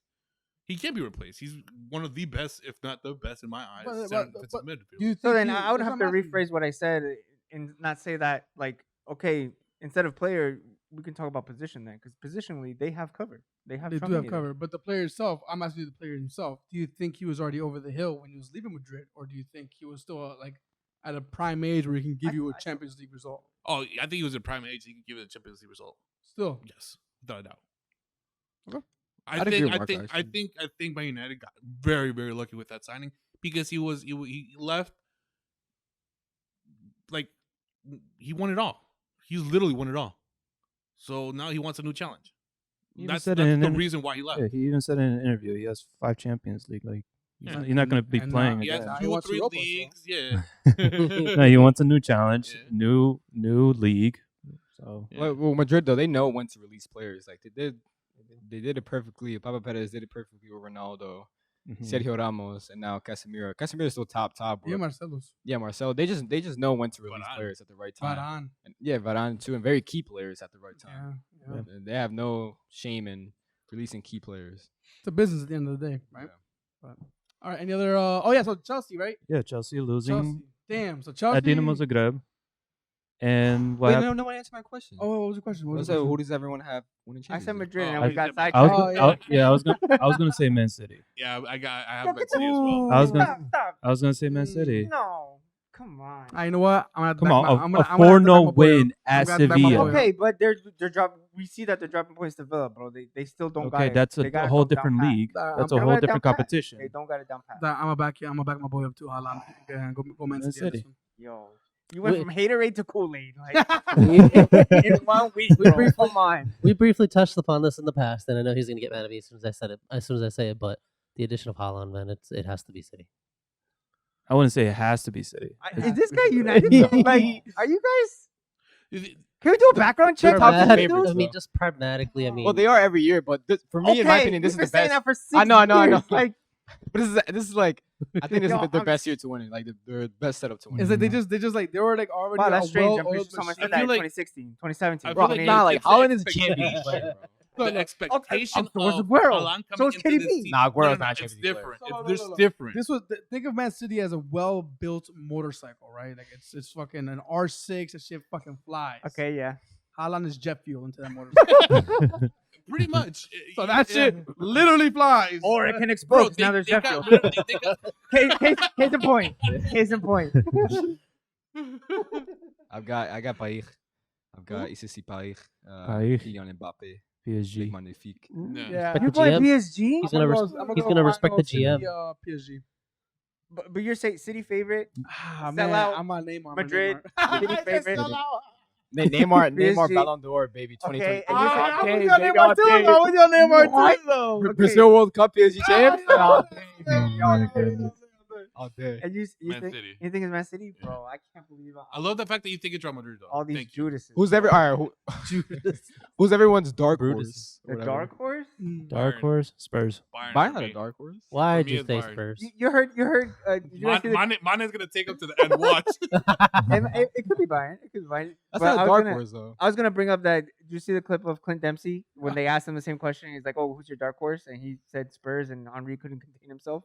He almost like he was cracking up in the corner, like holding his laughter. Yeah, low key though, I like the Dempsey on there. I think he adds So like Some obviously, hood. Yeah, you have to Yeah. get him. Yeah. Like he has a bit of realism in him, and I think that like that third person between Henri and Carragher, like it just made it. Oh shoot, we lost Villa. They're going down. I think they're. It was just like awkward. That like the third talking head. I don't know if you saw it last season, but it was like Who so was it? it was so cringe. It was so Was it cringe. Michael Richards? It wa- No. Yeah, it was Michael Richards for a good part of it, and then Michael Richards before was him good. there was someone else. Yeah, but Michael Richards was saying something like, I just talk you, shit. you remember that like, oh yeah, Benzema's convincing me. Oh, he just and then Henry's like, he just convinced you? Oh, Like, yeah, are yeah, you? yeah. He's like, I- yeah, in the last 6 I months. like Micah for his banter. I feel like like if it was like one of us was thrown in there, like we say something stupid. Like, what are you talking about? I don't I know. like Dempsey, though. As far as the chemistry, I do like that. Like, I feel like Dempsey brings a little bit of like, you know, like kind Humor. of brings it down to earth a little bit. Gotta get it snipped. Like, yo. You know, it's wild. I probably got Milan as my dark horse. I like their team. Milan. AC Milan. I like their team. I like Italy's football right No, now. I'm putting Bayern on there because I think they're That's not a they're dark finished. horse though. I think they're finished, bro. Maybe that's not dark horse. Bayern are Wait, favorites. wait. What, Oh, Bayern- is it Bayern? I think Juventus. I don't know. No. is Juventus Roma- team is, is is Roma in the Champions League or is it Yo, No, Lahabos, they're in bro. the Europa. Lahabos. They're in the Honestly, Europa. Allegri I tag. didn't say Roma.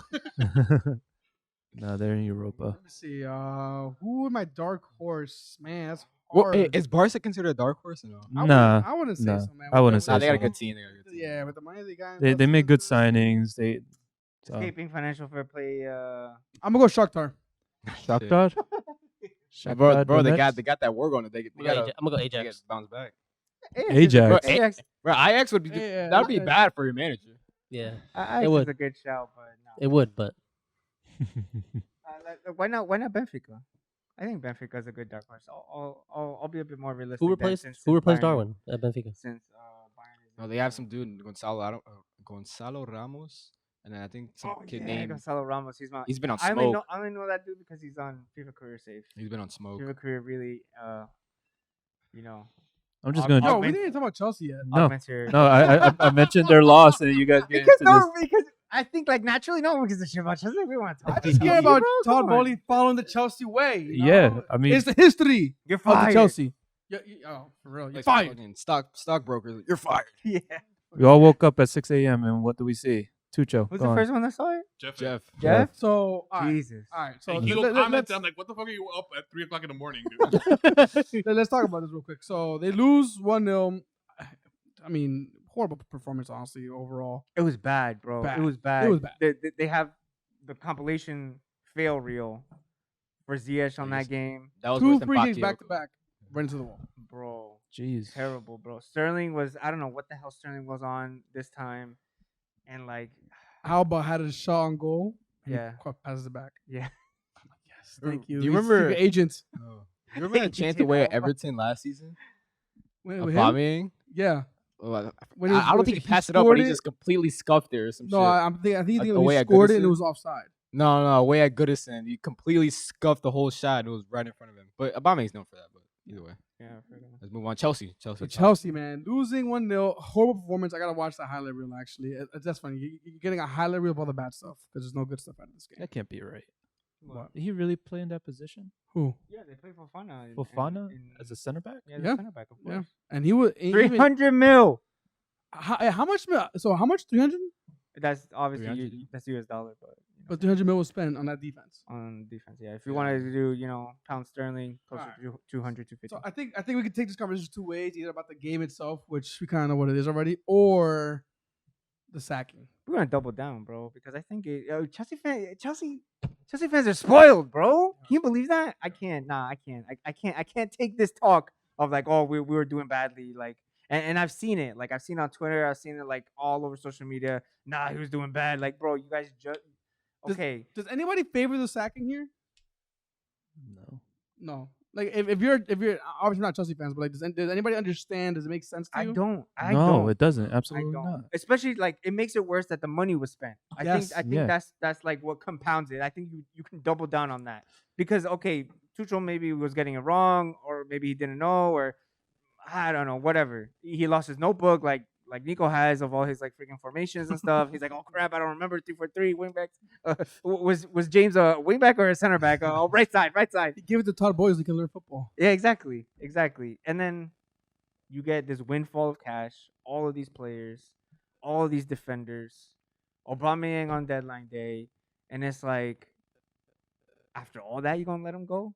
And then this is rumor. Can you do the rumor? Okay, thank you. It was a rumor that Tuchel himself was on this 10-minute phone call where he was completely taken by surprise, and he was asking for a second chance. And then Taboli said, "What?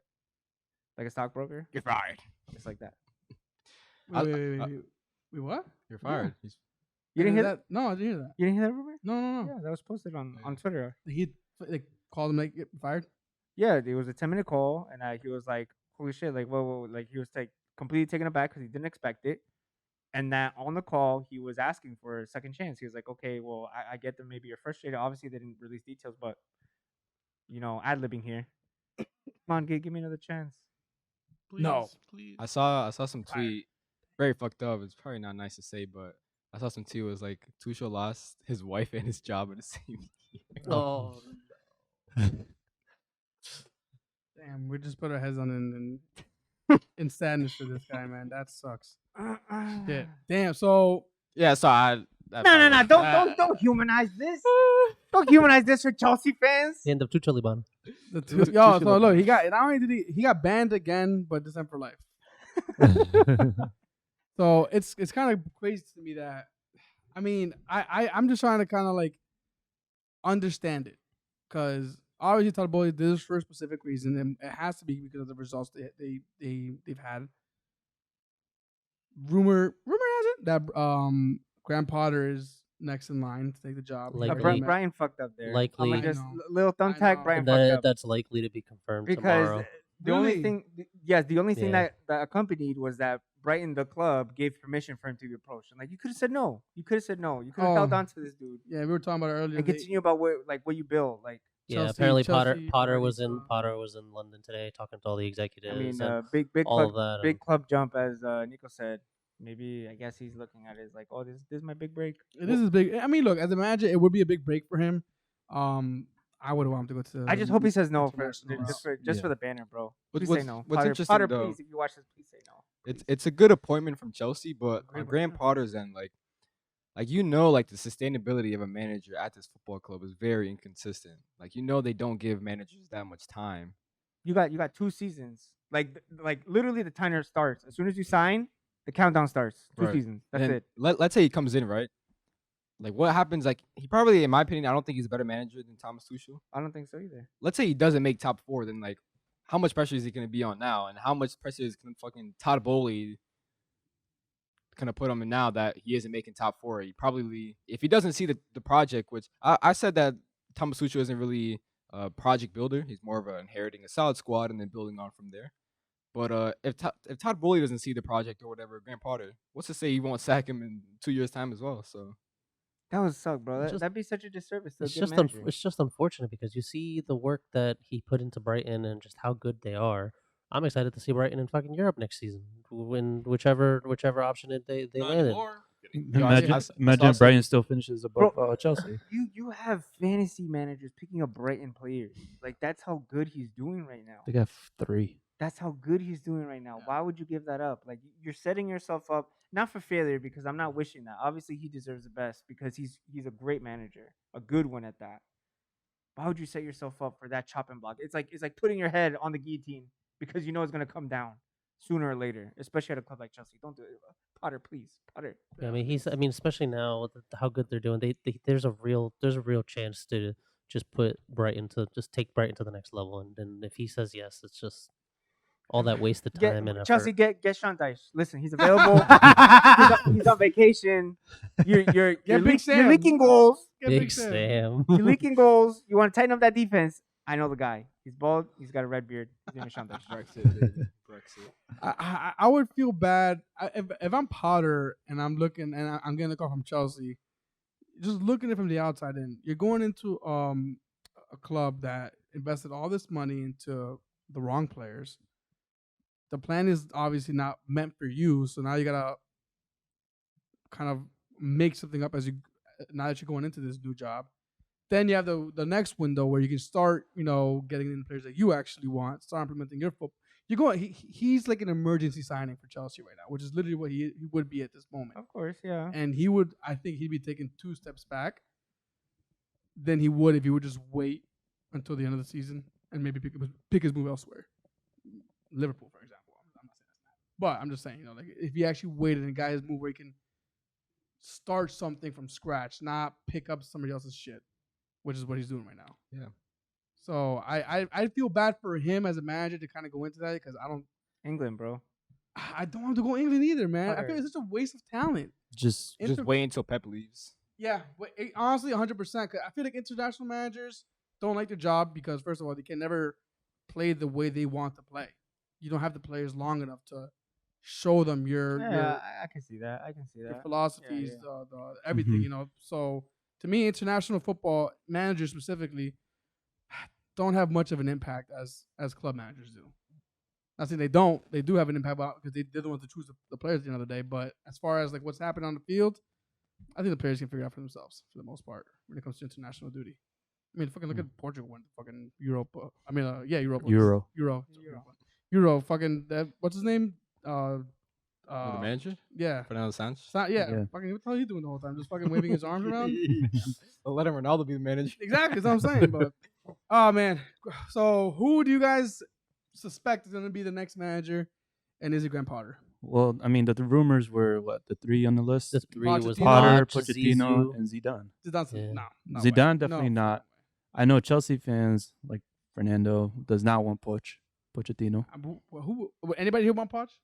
Probably not. Depends what team I am. I mean, I don't know. It's a tough one to call Watch him, baby. because watch if it's not Potter, they're definitely going to go for Pochettino. Because it's Pachin, definitely please not going to be Potter. save Zidane. Potter. Save Potter, Poch please. in, Pachin, please. Damn, He's gonna take the job. Fuck. he's gonna do the job. I know. But I just want to go back on the Tuchel's sacking. I heard is it really because of the results or is it because like the locker room has been toxic or Ronaldo whatever? thing, I, yeah. I saw so- something about Justin Rubio. So was that two parts? Was that the locker room was toxic, or was it that Todd wanted Ronaldo, Tuchel said no, and then I think they they're just two. kind of snowballed into this? Yeah, it's like two additive factors. Like they weren't separate, but if the rumors are true, then probably it was one thing that led to another. And it's like, hey, listen, this dressing room is shit. It's a shit attitude. I need better players. Give me someone like Ronaldo. He's a leader, whatever. And then there you get into the snowball, like you're saying. No, I don't want that. Like, I don't want that, dude. Todd, I'm the owner here. Like, come on. And then he's like, you don't agree with me? Like a stockbroker, You're fired. just like that. So Fine. this is Todd Bowley. Like he knows fuck all about football, right? So Just probably. he's just gonna say, "Oh, I want Ronaldo because he's fucking Ronaldo." You know what I mean? Like you telling me like I understand that Chelsea have no DOF right now, director of football, but surely there is someone there who's actually scouting players. There's no way fucking Peter Todd Cech Bowley left, right? is looking. He's not there. Petr Cech? Yeah, he left. No, he's not. He's left. He left. Marina as well. They're Where'd he go? who? Peter Cech. Oh, I don't know. I just know he left, and they're Marina Groskowski or whatever. She left as well. But I'm sure like Chelsea have some people scouting. It's not just Todd Bowley fucking scouting. Like there's no way Todd Bowley knows who fucking I don't know Josko Gavardio for Leipzig, who they just paid 90 million. So, but yeah, just the Graham Potter thing. Like the whole structure is broken. Like you said, he's just gonna walk into a pile of shit, and he's gonna have to just build it up. So, do you think you'd rather him stay and just I'd build? rather him stay at Brighton. Continue what he can to. I think he can actually get European position this year as long as he continues doing what he's doing. But I would want him to kind of start if he's gonna take a new job on, start fresh. Don't start in the middle of a shitstorm because you're gonna get covered in shit. If you start fresh, at least you have a better chance of bringing what you want to bring to the table. But Yeah. Bro, that video is nuts, bro. Which one? It was posted by Sky. It's an interview that they're doing on Thomas Tuchel, and he's admitting there, and he even said that. Why would he say that? He's even saying, "Oh, so the interviewer says that, oh, you have new owners, Todd Bowley and stuff." Oh, And then he Mhm. goes, Yeah, I "Yeah, saw that. they're American owners. They never own a football club, so I try to teach them, how to do things." Kind of And slap then in the and then face. and then he was like, "Oh, but don't tell him I said that." And then the interviewer was like, "Yeah, obviously not. It's fucking Sky Sports." And then he goes on to say like, "Oh, I miss people like Petr Cech, who was here every day and doing things alongside me, and we both thought alike. And he was taking care of everyday processes while I was worrying about other things. It was much easier to get things done. Now, obviously, we have to readjust, and they readjusted without him. So Did Peter Check get let go, or he moved on his own? Do we know that? I feel like That he I don't just know. because of the sanctions know or that. some shit like that. So whatever. could this be, I guess, maybe the aftermath of what happened in those sanctions? We're taught, yeah, he bought the team out and he invested a lot of money, but you have to cut costs somewhere else. And losing your director of football, losing your head recruiting scout, Listen, man, if it means the beginning of the end, I'm all for it. I'm The up for it. same. Well, look, that's the Chelsea segment that we were going to talk about. Mhm. Any other Champions League results? That's it. No, that was all the Champions League That's results. all for Champions League. Any other news? Europa League tomorrow, as Europa- well as the Best league in the world. Euro Conference League. Best European competition on man. All right, so if you don't have anything else, And a we better got theme song. Fantasy 15. You ready, bro? Yeah, sure. We're gonna give you your flowers. We're gonna give you your Mitrovic flowers. So don't worry. I say see in Serbian. I don't know. That'd be funny if it I'm really gonna is that way. look it up right now. What's that website called? 1-800-Flowers? That's where we could get it from? 1-800-Flowers. Oh, here it is. 1-800-Flowers.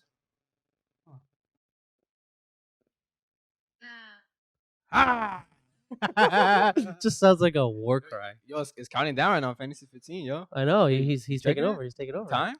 Oh, you're saying, remember I they got went over you, I it. got you, I got you, I got you, Come on, bro. I got you. I when you say Yeah, go, 40 go. seconds. 40 ready? seconds. Set.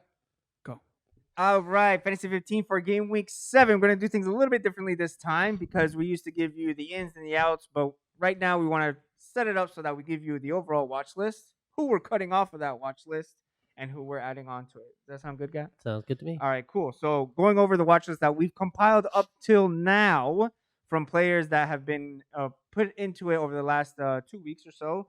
I'll go through the names really quickly. Rashford, Aronson, Bamford, Trossard, Gross, Zaha, Pope, Trippier, Isak, new names, Richarlison, Mitrovic, old names, Tony, Sterling, Bruno, Eze, Sanchez, and KDB. So if you want to go through that and pause so you can take your notes and compile your watch list so you can follow along with us, that would be great. But there are some very glaring outs. And so typically when we suggest a player off the watch list, those are players that you should probably stop to look at.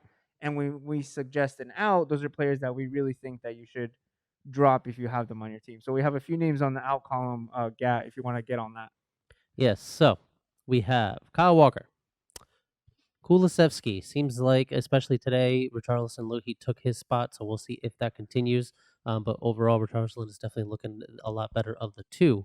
Some more names on here. The Brighton trio that was just mentioned on the watch list. Unfortunately, if you guys are not aware, their game week 8 fixture against Palace has officially been postponed due to safety concerns regarding a rail strike. Brighton versus Palace Brighton versus in game Palace. week 8. In game week 8. So Not game week 7, game week 8. so we're due giving to you that, advance notice, we advance notice. do advise you probably don't want Sanchez, Trossard, or Gross on your teams just because of that. And then once game week 8 is over, we do see that you're most likely going to want to get off of Brighton assets anyway. And now to round out the outs, some shocking ones based on form and overall performance and just not showing up to the games. Robertson, Trent, and Salah. Fuck Salah. You got Anthony. One thing to mention about Salah, though. They do play Wolves next. In my opinion, I think the game against Wolves is probably going to be Salah's last chance. And if he doesn't do anything, he is most definitely going to be out. Yeah, the Salah going out, I wouldn't necessarily categorize as like an immediate drop. If you want to give him one more run against Wolves, I think there are worse fixtures that you could give him. He was subbed off early, right? Today for Champions League, if I'm not mistaken. Salah? Yeah, Yes. he was subbed off early, so we could count that as rest for the weekend. And if he doesn't show up again, it could be a case for getting rid of Fantasy's maximum points hauler in history. Getting into some notes. And just before, are there any names that you want to mention for pickups on the watch list? I know that you had like 1 or 2 names, or we can go over them in the notes if you'd rather do that. Yeah, we can do Especially that. for We the can do forward that. line. Okay, cool. So we'll go for the forward line in the notes section. Number 1 in the notes, wild carding. Wild card. This may be the time. There's a very very big template that was big at the back, your premium forwards, maybe one premium midfielder. I think this may be time to look at a wild card within the next 2 weeks. There are some camps which may prioritize in game week 9, right before and during the international break, or game week 8, which is a week earlier, just to get a jump on it. We're going to put together a template for everybody on next week so that you can have an idea on what players to target if you want to wild card early, and if not, you can hold on to that information and make a more inferred decision with another week's worth of data if you want to wait till game week 9. I'll give you this next one, Gab, because you had some interesting stats and some interesting, I guess, recommendations as far as the budget forward of choice moving forward. And this is where Mitrovic has shown up as being fixture proof. Yeah, man. I mean, flowers, Eric. Flowers. This is your time. This is your time. Call it, all right? He seems to be doing it every just day in and day out. I mean, I don't know off the top of my head, but I'm pretty sure he's returned at least once in pretty much every single game In every Six game. goals. that he's played. And he has 6 and 6, and he scored against what we would consider lesser and harder opposition. And now it's just he's making things difficult because, as Diego said, the template started as very big at the back, going 5 defenders, most likely 3 midfielders and 2 forwards. Now it's starting to become a real headache because last season we couldn't stop talking about how bad the forwards were in terms of fantasy. This season, however, it looks like they finally decided to change out their batteries and actually start kicking up because now we're running into an issue where it's most likely going to be a solid 3-man forward line to continue. And of course, right now, a lot of people have the likes of either Haaland or Kane and Jesus. So now the problem is going to be who do we pick up for our third forward? And just to add to Mitrovic, we also have the likes of Tony. We have the likes of Isak as well. That could comprise Ivan of that Toney. third forward spot. And then just real quick, just to give you a little breakdown specifically on Tony versus Mitrovic, it's almost like two different sides of the spectrum because when you look at the stats for Mitrovic, he leads in strictly the attacking aspect. How many shots, how many of those in the box, on target, it's all Mitrovic. All signs point to him.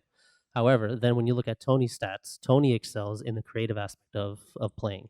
He does a lot better when it comes to expected assists. He has a lot more chances created, a lot more crosses, a lot more through balls, all of that. So it's going to be hard to pick out exactly who you want to go with. I mean, especially when you look at the upcoming fixture, Brentford against, I think, Southampton, if I'm not mistaken. Brentford are the second best team in terms of, I believe it was chances created, and Southampton have conceded 10 goals so far. They are actually joint, I think, third or fourth with 10 goals conceded so far. So that's sounds like a good matchup for Tony. But again, you are running the risk of how good Mitrovic unfortunately has been. And then just to throw a wrench in your plans, Isak in just 2 games is doing a lot better than Jesus. He has a greater share of big chances, shots on target, Maybe and next an time. XG. In just 2 games, you just see the numbers speak for themselves. Disrespect. Chill. We're just saying that in the last 2 matches. from that How's sample Martial size- doing? In the last Good. 2 matches, Oh, Martial? from that sample Oh, size, it's fun. Isak is doing Ballon better d'Or. than Jesus for big chances, shots on target, and XG. In terms of the fixture run, to compound and put a nice little bow on Tony versus Mitro versus Isak, you have Newcastle being second in the fixture run for the next 6. They play United in game week 11. Their fixtures in between look very winnable, per se. They're good for points. Mitrovic and Fulham are third in the fixture run over the next 6. They play Chelsea in game week 7, although that now with the sacking could even be ripe for someone like Mitro. And Ivan Toney with Brentford, they're 12th in that fixture run, playing both Arsenal and Chelsea within the next 6 games. So it could be a little bit more difficult as far as getting the points. Right now, it's all about which bandwagon you want to hop on. So that's a nice little headache, a welcome headache to talk about. 3 things: Tuchel being sacked, how that's going to affect the Chelsea assets, specifically their defenders. A lot of people are talking about Koulibaly not looking himself, Fofana being effective, James being played out of position, Cucurella and Chilwell, which of the 2 are going to start? I think it would be better to start transitioning off of Chelsea assets, especially in the defense. If Potter pounces on this chance, it also says impending doom for Brighton assets. Unfortunately, like we had mentioned earlier, Brighton have been so good that people have a Trossard, people have McAllister. I can't believe I Who even the That's- fuck said would that. have McAllister? I That's can't nuts. even believe I'm Weird. saying I that. do. He raised his hand. What do you mean? Marco, You I don't have too? McAllister Oh too. my gosh. Trossard, McAllister, Gross, Mope left. But as far as these players, even defenders, you got your Dunk, Stupinian, Veltman's, your Sanchez and Veltman, goal. they were looking great, and especially someone like goalkeeper and Robert Sanchez. I think if Potter leaves, it might be time to dump those players as well. So just an alert over the next 2 or 3. I would say the next 2 or 3 weeks, if this solidifies, maybe even sooner, probably before the international break, or they may want to use that time. I think I would look at that. And then Klopp spinning out, so that was just a nice little call out for the case of dropping Mohamed Salah. So that also comes with dropping players like Robertson, who has now got minutes managed by Simicas. I think also with how these deployments of their wingbacks has been different. I don't think that people like players like Trent and Robbo unfortunately aren't as effective as they used to be, and that could be the case for looking at these players to drop. So captaincy shouts, Gat. Yes. Who you got for your 1, 2, 3? So there's a lot of different names on here. I think the number one is probably going to be the same, probably for a very long time, and that is in Eric's boy Haaland. Right now, based right now, I mean, just to give you, I can't wait to blank and then next week. yeah, that'd be great. I mean, just to give you some context, I know it's You heard it here first, though. So look, you heard it here first. They're giving the recommendation, and they wanted to blank. Look at that. Look at that. just to give you some context, even though it may not apply to us here, but just of the top 10,000 managers in the game right now, Haaland is owned and captained by 90% of them. So just based on this game sheer, week. just based on Yeah, for the, this upcoming game week, yeah. just based on just the law of big numbers, so almost pretty much everybody has Haaland. But listen, I'm not I'm talking one of those about 10% that Captain Kane. I'm not talking about wishing. was actually I 1%. it's like it's FPL it's variance, it's fantasy variance, and it's so typical. Who It's does so City play? typical. They play Spurs. At the Oh, that's Etihad. a City, though. At the That's what I'm Etihad. saying. Yes. It's At the Etihad. variance. So It's Harry variance. Kane's gonna show who's the true number 9. All right. But that is number one, just because law of big numbers, everyone has him. So if you want to protect your rank, you're most likely going to captain him, unfortunately. Number two, as I mentioned before, his last hurrah, his last chance, playing Wolves. I believe they are home, if I'm not mistaken. They're Liverpool's playing home. at Anfield. Salah, we'll see. We'll see if he can do us justice. Otherwise, he will most likely be gone. Number three, which is actually a really fun one if you want to go against the template, and that is in Gabriel Jesus against Everton. News did come out that Pickford did sustain an injury. He is out for likely 3-4 weeks. Licking their lips. Licking their lips. So man. is the backup goalkeeper, right? Yes. Yes. Third So- string. Third string Asmir Begovic, which isn't anything to scoff at, but it is a very, very much older Asmir Begovic, not the same likes that he probably had during his Stoke days and stuff like that. So, but I think Jesus as number 3 is a solid pick if you don't own the other two, or if you already shipped out the other two. For the managers that got rid of Jesus, I think this is going to be a good fixture for them to pick up points because they're at home and they're against an Everton, which right now is yes, they showed resilience, but I think they could be vulnerable. And then your differential, yeah, you had a shout there for Yes, differential captain. two shouts for differential captains. One I already mentioned before with the stats with the Brentford and Southampton game. I think Tony could be a really fun one, just because of how many goals and overall expected goals conceded that Southampton are conceding. He is definitely one to watch as if you want a differential captain. If you're trying to catch up in your mini leagues, even though it is still early, we're only 7 games in, so there's plenty of time to catch up. He could be one that could definitely get you where you want to be nice and quick. And if you want to be extremely differential, Oh, I'm you At hear mine. your own risk, disclaimer, disclaimer. Disclaimer. For 1 week only, because of the postponement, I think game week 7, you can easily, against Bournemouth, you can captain a Brighton player. Guess Black. who I'm captaining? You're probably going to captain Trossard. Nope. No. Don't say Sanchez. Don't say No. Sanchez. Diego knows. Alexis McAllister, baby. McAllister. Don't do that. There's not going to be a single pen in that game, and McAllister's not going to get anything. Against And- Bournemouth? Yeah, they're But- playing on my downfall. They're playing on I a know, I downfall. know. But yes, at your own risk. Disclaimer: Either McAllister or Gross. it is going to be against Bournemouth. So if you want to have some fun, you want to be extremely differential. You can captain the likes of either Gross or It could- it Trossard. could go very well for If you. I had to pick between the two, I would probably say Trossard over Gross, just because Trossard does seem to be a little bit more involved playing in that wing back and in that overall attacking third. Even though Gross has been playing a lot more advanced, and he's been ticking along pretty nicely. But those are our shouts for some Cool. of the And captaincy to end the options. Fantasy 15 segment, a nice little update on our draft. And the results for our draft, we had head to head between Nick and I. I took the W. Eric and Marco. Marco came out victorious. Nice little shout Ooh, out there. Marco.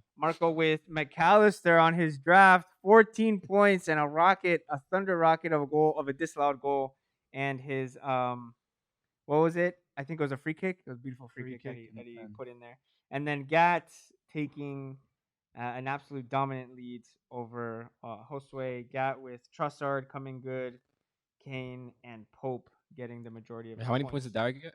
Dyer got 29. 29 points this week. So, Game Week 7, and to end it, Gat and I get the rematch. I can't wait for this. Josue and Eric go head to head, and Marco and Nick are the fixtures for this Game Week 7 in our draft, and that is your Fantasy 15 Yes. timer.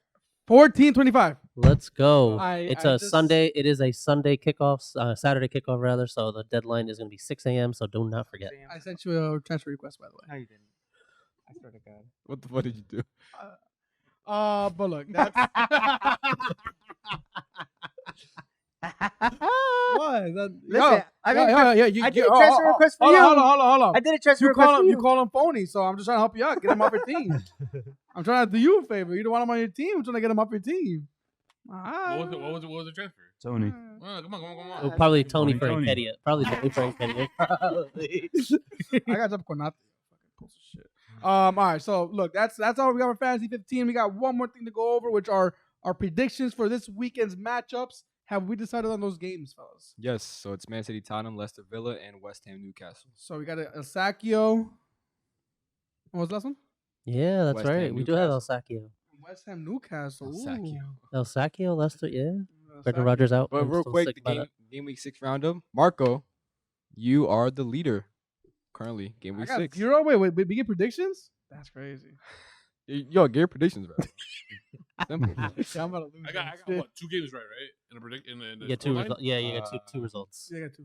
Yeah, Plus- yeah. plus the 1-1. quarter- Okay. Yeah, so I got them all wrong. yeah, you got 0 points. Jesus. Yeah, 0 for Everton, Liverpool, 0 for Chelsea, West Ham, and 0 for United, Arsenal. God damn. I'm gonna face the toilet towards him. Yeah, I'm gonna face the toilet. First of all, we're like 5 weeks away, so So we're resetting. Or back- now, How about or you just- now. Yeah, this is reset. Just This is say- Or not. reset. No, right now I'm So pointing it we're- at you. No, We're so this is resetting- second week. This We're is second week. we're resetting for the next 5 weeks to see I who the think next this should be champions the and first week losers are. because we're What the kind of fuck? catching up and everything was just happening. What? No. What? No, absolutely not. All right, let's go. However- we're Right. walking into the second week. of the However, second and then also just a reminder at the very end of the season, we're gonna have a running total of who has the most points, right? yes. Okay. All right, let's do it. So this will run so game week 6 to what? 11. So Correct. No, it's 10. 6 to 10. 6 to 10. 6, 7, 8, 9, 10. Yeah. I can't count. Sorry. All right, cool. All right, Man City, Yeah, Tottenham. yeah, you can't count. You keep track of the score. I knew it. Wait, did you go through the list? Yeah. The entire. He's about to do it. Yeah, He said Man City top. yeah, Man City, Tottenham. Dire prediction. Oh, I don't know. Tottenham's always the Achilles heel of Man City. I'm gonna say Spurs 3, Man City 1. What? This is why you got. Bro, why left. are you saying that? Look, Tottenham always beats City. I Yeah. know, but 3-1. 3-1. Last year was 3-2. 3-1. I'm going 2-2. I'm going for a draw. I think they are the Achilles heel, but they're not gonna bend over easy. Yeah, same 2-2. Typical gag copying. I'm going Harry Kane, showing Haaland how to be a true number 9. So I'm going I like it. I love it. 3-1 Tottenham Hotspurs. Wow. You're Yeah. going Erling Haaland, Sean Kane to be the true 3-1 Man City. Let's go. Wait. Man City's home, right? Man City's Man home. City's home. 2-1 Man City. Yeah. Yo. I think 2-2, bro. I think it's gonna be a 2-1 Man draw. City. All right. Bonus points.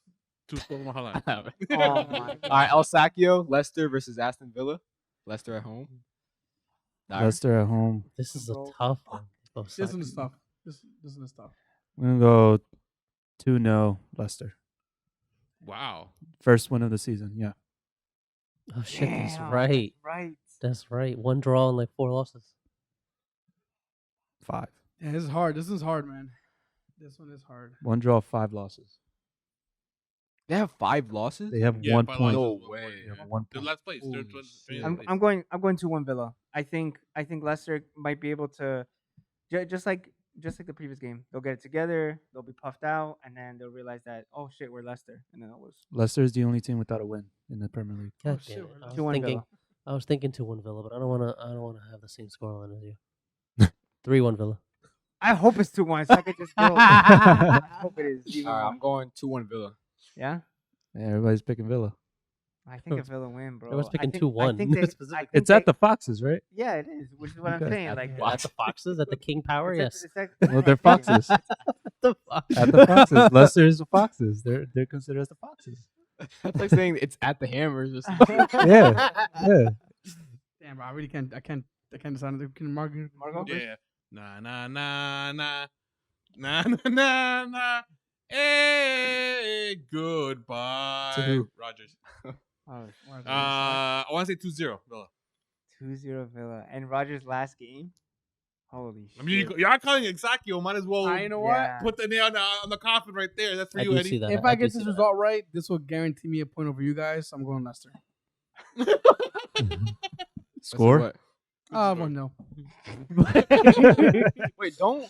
If Leicester sack Rogers, don't they have to pay like 25 mil or some shit? I don't know about that. I don't know. They have to like buy out his contract, some shit like that. But they're fucked either way. West Ham, Newcastle, Dyer. This one. At the That- Hammers? Hammers. At the Hammers? At the Hammers.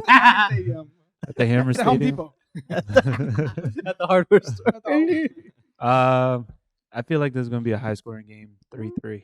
Ooh. No, bro. I think it's gonna be 3-1 Newcastle.